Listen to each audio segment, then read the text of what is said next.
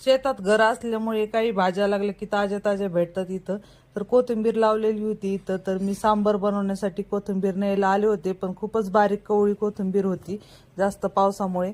तर आज नाश्त्यासाठी मुलींना खायचं होतं इडली सांबर, त्याच्यामुळे मग आम्ही इडली बनवत होती तिकडं आणि मी सांबर बनवलं.